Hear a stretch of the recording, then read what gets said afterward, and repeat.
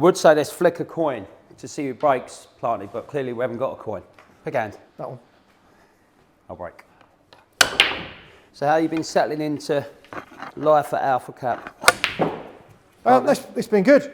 You know, completely different to what I've been used to doing. You find a routine, and then we're forever fiddling and improving the product. Like last week, I had the whole team, the camera team and content team, changing my study round. Yeah. Flipping it on its head. They were sort of building your new setup. Yeah. And if you're anything like me, I'm not a big fan of change or anything new. It kind of throws me a little bit. It does. So just got myself a little routine. I know when I'm recording. I know what I'm using.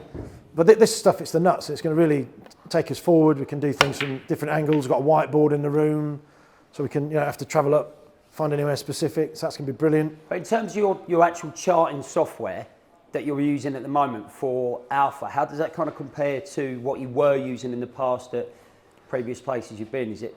I mean, it's brilliant. I mean, historically, I've always used Bloomberg, yeah. which you know how much that costs. It's like a couple of grand a month. Ridiculous for the little man. You haven't got a chance. But you got 50,000 followers before I get you Bloomberg. Exactly. It could be a while. You got the but this trading view thing, which I've always seen is there, but never really used it. It's brilliant. It's off the clock, and I know we've got some of it embedded into our software as well, haven't we? So. Well, that's kind of something that we're working on now, actually, with Trading View, because I didn't really realise until George and Alex, we had a call last week, actually, specifically about Trading View. And I always knew it was popular because everywhere I've always worked over the last 20 years, all the boys on the broking floor had used that for their charting. I didn't realise how big they were globally. George actually showed me how it works, how you can punch a trade through, and it is a very, very slick. These videos talking about who everyone is, Drew, and you're like the mystery man in the background. Kaiser Soze. It's it. Usual suspects. Don't look at the fax machine, whatever you do. But I think what would be good for, with this being our first Pips and Pints, is it's a chance to see who the man behind the mask is, isn't it? Really, how would you describe yourself when people say, where do you come from? One of my proudest moments was how I become qualified to even give investment advice. So back in that day,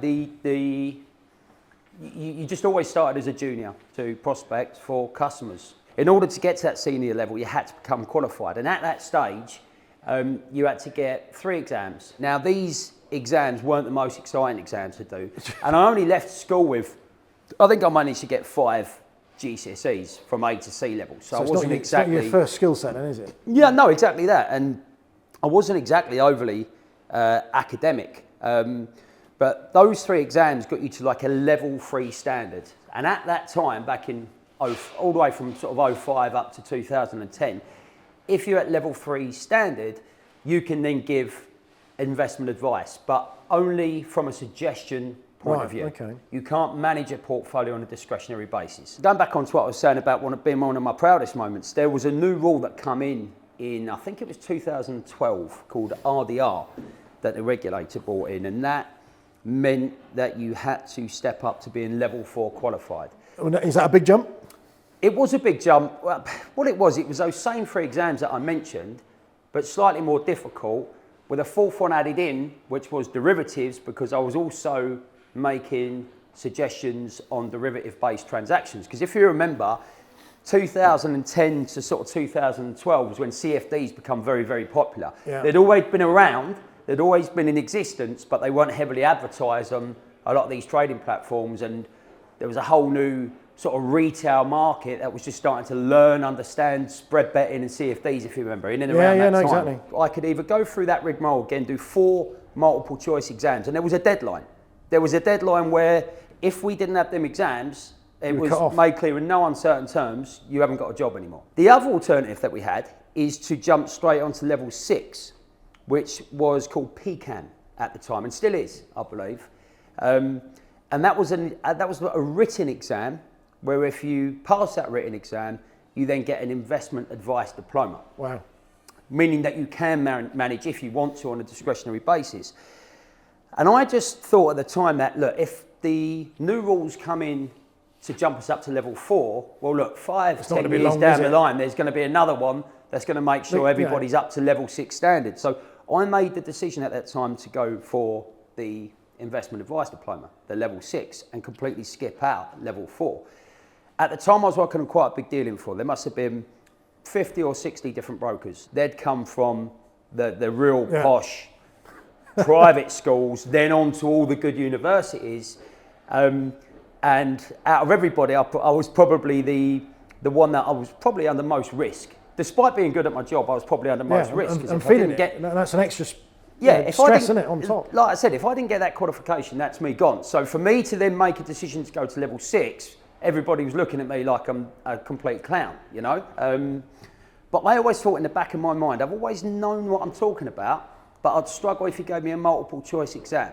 And I just thought with the level 6 PCIAM, the way the exam worked at the time, they'd kind of give you a case study and then you're left to write about that. Yeah, because what I didn't mention, when I was going through these multiple choice exams, I failed one of them 5 times and passed a 6th. It's a way in it, you've got to get the mindset of how to pass it. And they kind of almost half try and trip you up on some of the questions as well, don't they, when it comes to a multiple choice. And I come out of the exam and I don't know if you've had it with anything that you've done in the past, if it's a test or exam, but I felt good. Yeah, you know when you've nailed it and you know when you've fucked it up. I still remember one of the questions, one of the ones that was for quite a chunk of marks. It was I had to critically analyse a government bond and then apply that to, I can't remember the case study they gave me, somebody of a certain age, you know, retired, whatever it may be.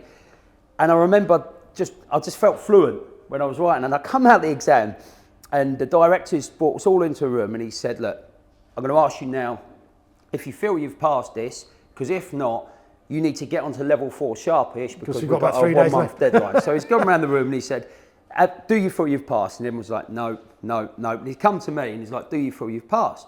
And I was like, I've nailed it. I've passed that exam. Yeah. But he thought that was hilarious because he had me down as having the least chance out of everybody else. And then, absolutely brilliant. Sure enough, the results come through and I think there must have been 20 or 30 of us that took the exam and 2 of us passed, which I was one of them, which was one of my proudest days and a massive relief, as you can imagine, at the time, because if I had to go through level 4, I probably would have struggled more than the level 6. So now that still leaves me with a level 6 investment advice diploma. So that sounds like it's really important to you, and it must really affect all the brokers that you work with and that you're associated with. You can't afford to be anything other than straight and above board, and that's what a lot of people are asking about, the closures and the regulation factor. I mean, you might want to give a little bit of an update on where we are with all that. I mean, it's important to, well, certainly for myself, to separate the two businesses, I suppose, because they're extremely different. Obviously, I work in a heavily regulated environment with the broker, whereas Alpha Capital, it's all demonstration based. Sits outside of that. That was a shot you had there. You keep talking about, I'll mop up. It's all right. Yeah, but it kind of sits outside that scope. But yeah, I suppose it should help the community maybe just gain that confidence. I've been through that, you know, those tough times and achieved those type of qualifications over the years, you know. Finally, just while we were talking about that, one thing I've always been intrigued to know, I've never really asked you. Yeah. So you've got 2 daughters, am I right? Yeah. So you kind of, how do they feel about their old man going from what they would probably consider boring old man to a social media rock star overnight? Thank you very much. Yeah. Well, you can imagine, can't you? You've got reasonable one who's already at university and it's like, yeah, whatever you need to do, Dad, to the 17-year-old one, like, don't you dare do anything that any of my friends can see. Some rave music from the 90s where they're doing the Trumps and Fire Brigade, you know, pew pew Barnum McGrew, and it's all the shapes. Oh yeah, so Planty's on there with all the shapes. I've seen that. Yeah. And she's seen that, and you can she just walked out straight away. Walked out the house. Yeah, well, I don't want anything to do with that. But you seem like you're pretty comfortable with it. I mean, when you first started doing it, it was a different experience, maybe a little bit nerve-wracking, but you seem pretty comfortable with it now. Would that be fair to say? Definitely. Yeah. Historically, I've been used to doing presentations at times, so I don't mind talking in front of people. You're self-conscious when you first get in front of mics and stuff, but yeah, I'm kind of over that now. Now I'm not starting to worry about what I'm actually saying, which is the part of the job, isn't it, really? But it also must be nice I think you were out last week for dinner with a few of our customers as well. So you're actually getting to meet these people. This is it. It's great, you know, and people are engaging on the chats, etc. now. And I told a story the other week. It's good. I don't mind. It's a classic. If people aren't talking about you, then it doesn't matter. So negative and positive, I want to see it all. Yeah. We had some guy misinterpreted what I'd said. I put up, you know, I've been Mr. Gold Bull, gold nesting, we had stuff out. And I said, look, if there's going to pause at all, it might just be here, blah, blah. Nothing. Suddenly, 10 minutes later, this bloke's calling me a charlatan. Like, you know nothing about markets. Going like, what are you talking about? What's happened? He must have had a little investment, but people were trying to get hold of me on a chat, and I said, I'll deal with you in a minute. I've got this nutter. You know, shouldn't have said it, but whatever. But the community came flying in and defending me, saying like, we're loving your content. Nice feeling, you know, right? So it's like, you know, nice finally, you know, you're feeling like it's all worthwhile. Ready? That is a great shot. Very, very good. Thank you, sir. Yes. Well done, Planty. I finished the game of pool. Planty's had won it. It was never in doubt, was it? But in the middle of that, Mr. Famous Jimmy Huckett has turned up on set. Hey. And apparently he's got some really good stories about this place, so we can't wait to hear about that.